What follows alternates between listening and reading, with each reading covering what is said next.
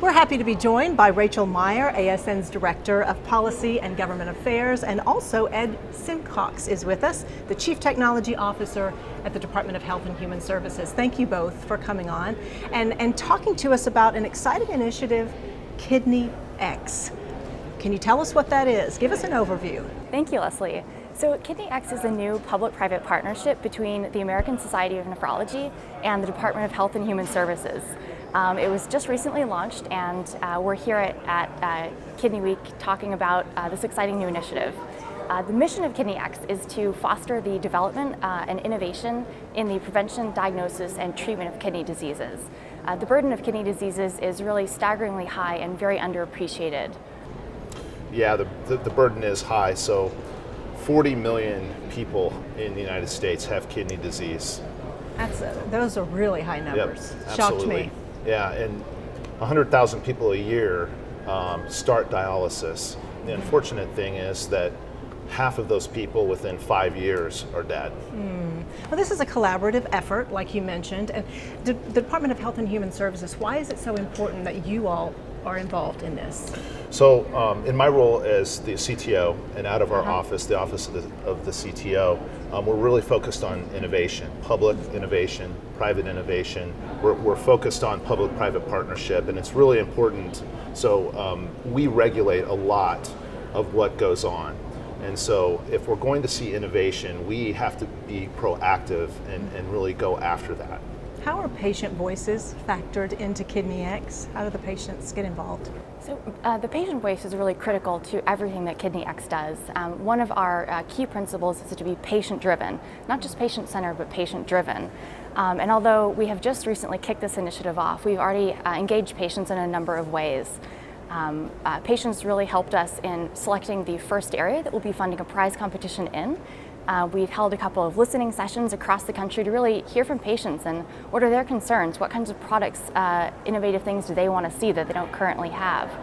And as we go to launch our first prize competition, which I think we'll be talking about, we're actually embedding patients in as part of the judging process.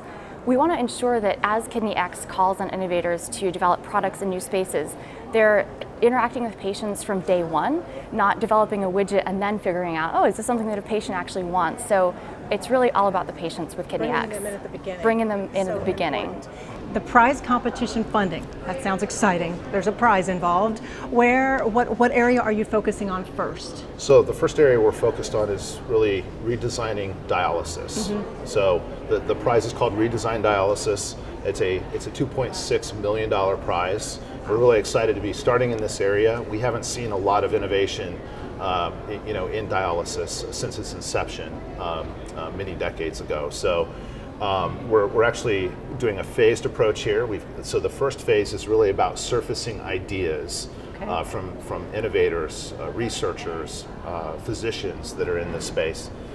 And then the second phase is really about getting the best of those ideas into a pilot phase and actuating them. So people are actually going on the website, I should mention, KidneyX.org. That's right. Is that right? And who would people be putting who goes to see that site? Who would benefit from the site? Well, we're really hoping that a wide variety of innovators and scientists from many fields come and consider bringing their ideas and insights to solving the challenges that kidney patients face. So there is more information, as you mentioned, on the website, but I think it's also important to recognize that KidneyX is about more than just prize competition funding. There are really 4 things we're trying to do here. So the first is, as Ed just mentioned, prize competition funding to redesign dialysis. But through their role as the Department of Health and Human Services, they'll also be trying to send more clear signals about how to work through the regulatory and reimbursement processes to actually get products to market. That's a little unclear right now, and we've heard that can be a deterrent for investment in the field.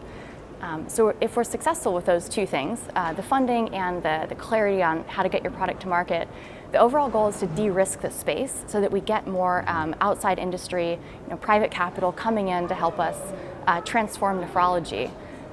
The most important thing is really to create a sense of urgency on behalf of patients. We feel it at ASN, they feel it at the Department of Health and Human Services, and we want everyone else to feel it. KidneyX is really our call to action. And seeing the public and the private areas work together has to be an exciting vision for you all. What's the goal, what long-term goal for you? So I think KidneyX? the long-term goal is really to create an ecosystem where there is innovation happening across drugs, devices, biologics, other products and patient-centered tools so that patients have more options than they do today and they can live longer, healthier, happier lives. And KidneyX is more than just the redesigned dialysis. So we're really looking forward to moving upstream as far as kidney disease is concerned and finding innovation that can help patients before they get to end-stage renal disease. All right, Ed and Rachel, thank you both for sharing all this information about KidneyX. Thanks, Leslie. Pleasure. Thank you. ASNTV has all the coverage you want from this year's conference. Be sure to check out all of the content, which is updated every day here on YouTube during Kidney Week 2018.